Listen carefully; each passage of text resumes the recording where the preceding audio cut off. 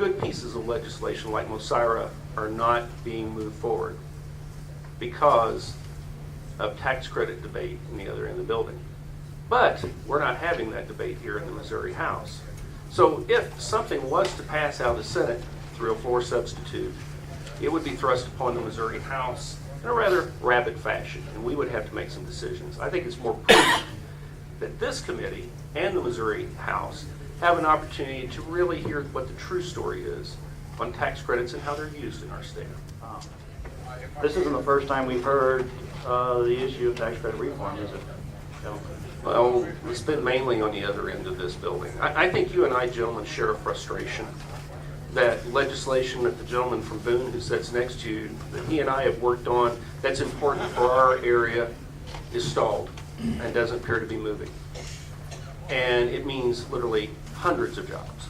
And most of the discussion that's happening on the other side of the house is subject to appropriations, and which we all know as economic development kind of ties all the projects down, and most of the tax credits that we utilize. There's a lot of good tax credits out there, and I don't think it hurts us to review and to look in and have an open discussion. I think that's what we need. Gentlemen, I think you and I both agree that subject to appropriation essentially means that no tax credits, no activity will take place. And yes, discussion does need to be had. There is some angst in other parts of the General Assembly about the use of tax credits. I think it's prudent of us to have those discussions, have an opportunity to find out the tax credits that are working and what they're doing for real people, and then move forward from that point. We are not being critical of any of the tax credit programs we have out there. Certainly we understand that all of the programs that we have today meet a need, and if our revenues were growing as they have traditionally from a state perspective, if the revenues were growing by 3, 4, 5, 6, or 7%, and we could afford to continue to fund the tax credits we have, that would be the best of all worlds. So we're here today not because we are taking aim or because we think the tax credit programs we have out there today are not valuable, but very simply from a state perspective, we have a tremendous, a significant revenue shortfall that you all had to deal with and the governor had to deal with last year as well as this year. But probably more disturbing is it's not just last year and this year, it's next year and the year after that continues to get worse. Will we be losing jobs to other states by doing this? If our surrounding states, if Kansas, Oklahoma, Arkansas does not pass this same legislation and limit their tax credits, will we be losing some corporations that might look at Missouri to those, some of those jobs?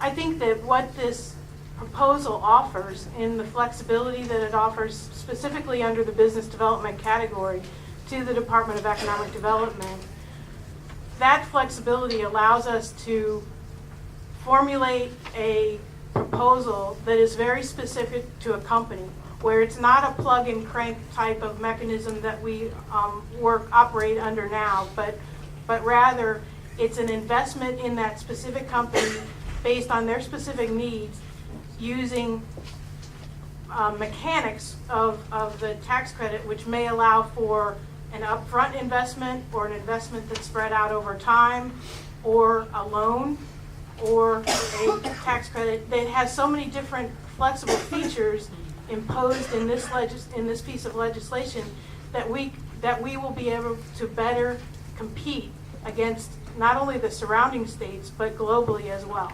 Companies want certainty. They want to know what the rules are. They don't want to have to go kiss somebody's ring to get a project approved. Okay, I mean, we hear this time and time and time again. I mean, I think we all agree that in fiscal year 2010, this proposal is not going to help us with a $500 million budget shortfall, is it?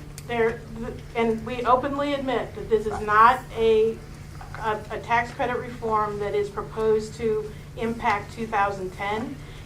Or 2011.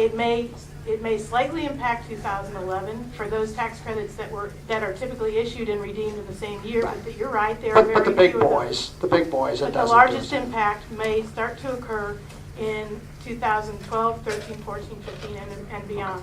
All right. So with that being, because when I look at this, because I mean, do you agree with me that certainty, having a level of certainty and definiteness for people doing economic development in the state is important. Absolutely, and that's why in all of our discussions on the other side of the building is we feel it's imperative that, again, that as Representative Como said, that's a big issue in terms of appropriations. Businesses need to have the certainty. That's what we try to propose here by having the information in terms of what is available, what are the criteria, what are the timelines, 6 months in advance of when the following year would start. But you're asking us to pass a law today, okay, or in the next 30 days. Today okay? would be fine.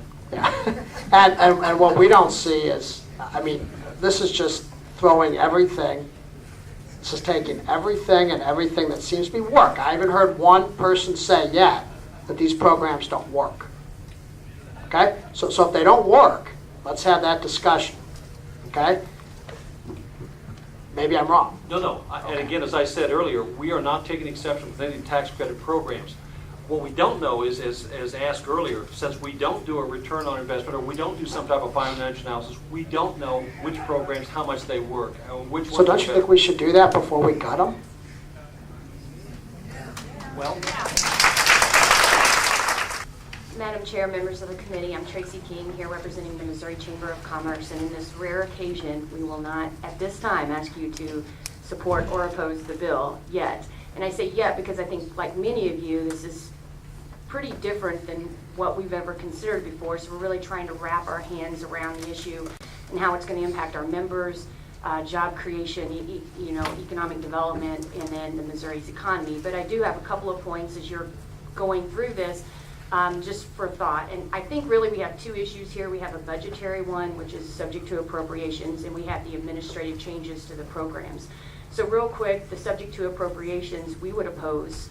I know that in this piece of legislation, you're only looking at 20%, which is the at-large piece. However, I can tell you discussions on the other side of the chamber would have that as much as 70 to 100%.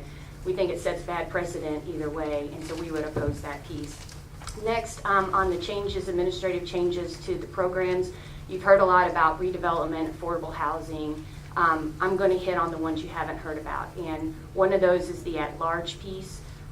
This allows the Department of Economic Development to front-load some of the incentives, which is Missouri's answer to closing funds, and we support this. I think if you talk to any of the people out there marketing Missouri for businesses to relocate, they'll tell you that this is probably the number one issue or one thing that we need in order to compete. Also, the business development category that hasn't really been discussed yet.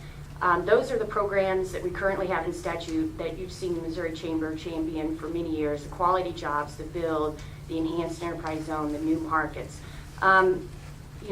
We like that they're going to have some flexibility to get with some of the businesses who are looking to expand here in Missouri or actually move here to relocate, but we think that there needs to be some certainty in the criteria.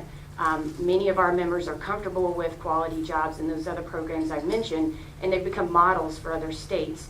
So where we like to have the flexibility, we still want to have some certainty in the current things that we have.